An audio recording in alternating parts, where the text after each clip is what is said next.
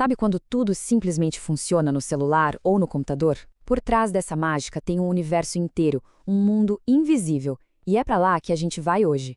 Vamos mergulhar fundo e decifrar a língua secreta dos nossos aparelhos, para entender o trabalho gigantesco que rola nos bastidores e faz tudo acontecer. Pensa assim, cada app, cada site que a gente abre deixa um rastro, um monte de pistas digitais. E a nossa missão aqui vai ser bancar o detetive. A gente vai seguir essas pistas e olha, o que vamos descobrir é uma história impressionante sobre todo o trampo silencioso que acontece por trás das cortinas. Ok, então, essa é a nossa primeira pista. Parece um monte de código maluco, né?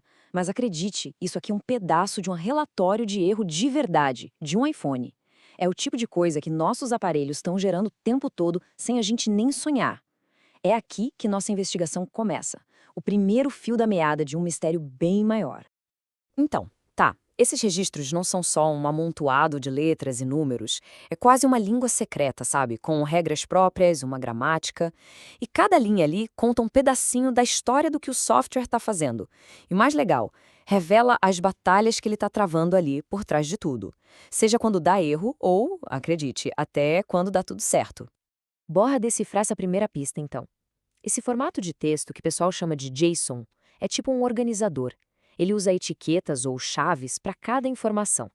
Pensa que são as anotações do nosso detetive. O bug type é o tipo de crime. O timestamp, a hora exata do ocorrido. A OS version é a cena do crime. E o incident ID, esse é o número do processo. De repente, aquela bagunça toda começa a fazer sentido, né? E essa ideia de achar histórias nos registros vale para tudo, viu? Não só para relatório de erro. Agora, a gente vai mergulhar num conjunto de evidências ainda maior. O código que basicamente define a cara de quase todos os sites que a gente visita. Dando uma olhada no CSS, que é a linguagem que deixa a web bonita, a gente descobre um padrão. Nossa, um padrão surpreendente que conta a história da própria internet. Olha só esse primeiro exemplo. O código mais moderno usa um comando bem simples, display grid, para organizar as coisas numa página, tipo alinhar fotos com texto, essas coisas. Mas aí, do lado, tem uma segunda linha, "-ms grid". É quase a mesma coisa. A pergunta é, por que alguém ia escrever a mesma instrução duas vezes? E o padrão se repete, olha só. Aqui, de novo, um comando moderno tem um correspondente mais antigo, mais comprido. Tem uma coisa em comum aí. Alguém já sacou? Nos dois casos, aparece esse comecinho, mas. Essa é a nossa grande pista. É tipo uma assinatura que aponta direto para uma terminologia bem específica, lá do passado.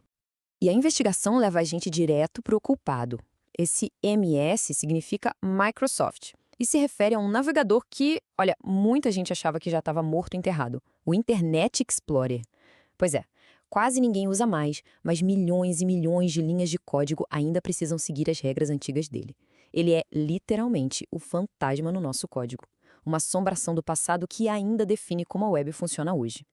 E o tamanho do problema é gigantesco.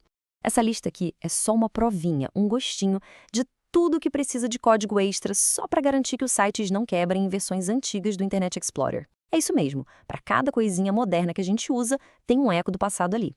Um trabalho sem fim, totalmente invisível, só para manter tudo compatível. Beleza, então já vimos que o passado está super presente no código. Mas e o software de hoje em dia? Como é que ele se vira? Como se protege? Agora a gente vai olhar um registro um pouco mais complexo. Um que mostra como os sistemas atuais ficam se vigiando o tempo todo, fazendo milhares de checagens por debaixo dos panos. Olha que curioso esse número tirado do registro. 2.234. É a contagem de sucessos. Para pensar, o sistema não está só anotando o que deu errado. Ele está registrando ativamente mais de 2.000 coisas que deram certo. É como se fosse um vigia noturno que, além de avisar de problema, fica dizendo tá tudo em ordem, só para provar que o sistema está funcionando bem. E aí, do outro lado, a contagem de falhas graves, 0. Ou seja, no meio de milhares de operações que deram certo, não aconteceu nenhuma catástrofe. O que isso mostra? Que mesmo quando tudo parece tranquilo para a gente, os sistemas estão em alerta máximo o tempo todo. É uma vigilância constante, preventiva, para garantir que tudo fique seguro e estável. Uma dessas checagens se chama prova de consistência. O nome é técnico, mas a ideia é simples. Pensa num check-up de segurança de rotina, tipo quando a gente vai ao médico. O sistema está o tempo todo se autoexaminando para ter certeza que nenhum código malicioso entrou ali e que tudo está exatamente como deveria estar. Ok, até agora a gente viu sistemas lidando com o passado e vigiando o presente. Agora, para nossa última evidência, a gente vai ver um sistema se protegendo ativamente do perigo. A arma do crime, digamos assim, é este erro de JavaScript. E ele mostra algo incrível. O sistema não só registrou um problema, ele impediu que o problema acontecesse.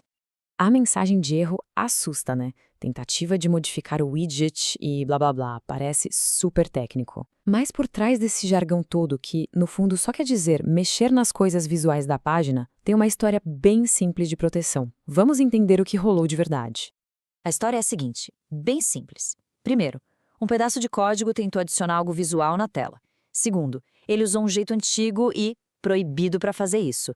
Terceiro, a arquitetura moderna do app percebeu a malandragem. E quarto, ela bloqueou a ação na hora e registrou o erro. O pulo do gato é esse. O erro que a gente está vendo não é o sistema quebrando. Pelo contrário, é a prova de que o sistema se defendeu e venceu.